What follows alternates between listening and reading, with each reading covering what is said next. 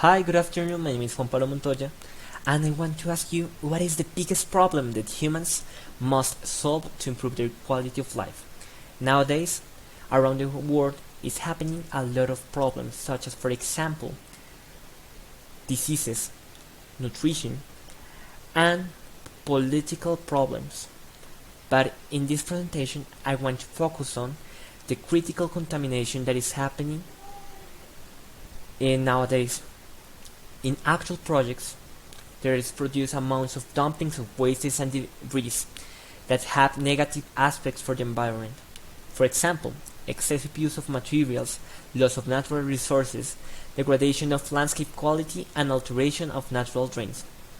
Therefore, the role of architects in building a better world is crucial and necessary to develop new projects in the future where necessities, uses, objectives, and advantages need to be directly related with ecological ideas and natural spaces designed in the buildings. Taking this into account, Bogota's future new projects should be ecological buildings.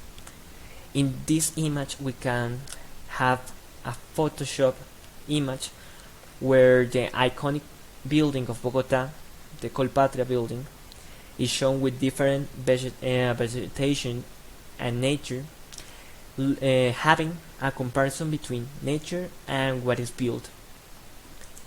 First, it's necessary to define what is an ecological construction.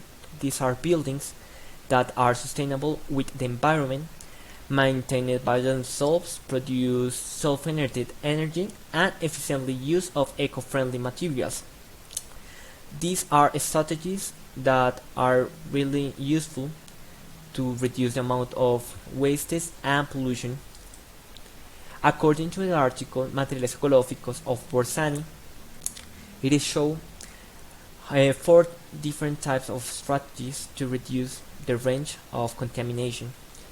The first one is reducing the use of new materials. The second one is using durable materials. The third one is reusing existing structures. And the fourth one is producing eco-friendly materials from renewable resources.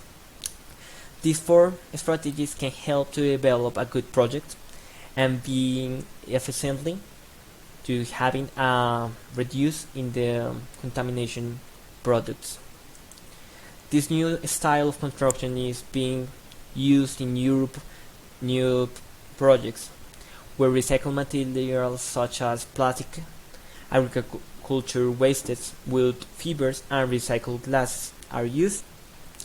Also, nowadays, implemented new technology equipments such as photovoltaic, solar panels, natural ventilation, underfloor heating, and geothermal heat pumps are used to reduce the amount of pollution and help to reduce the amount of energy that are being used in this type of buildings. A clear example of it is the Torre de Cristal de Madrid, that is in Spain. Now I'm going to explain the crucial necessity of the LEED. What is LEED? It's a system that's certified and evaluates a sustainable building considering the rate of ecological employment.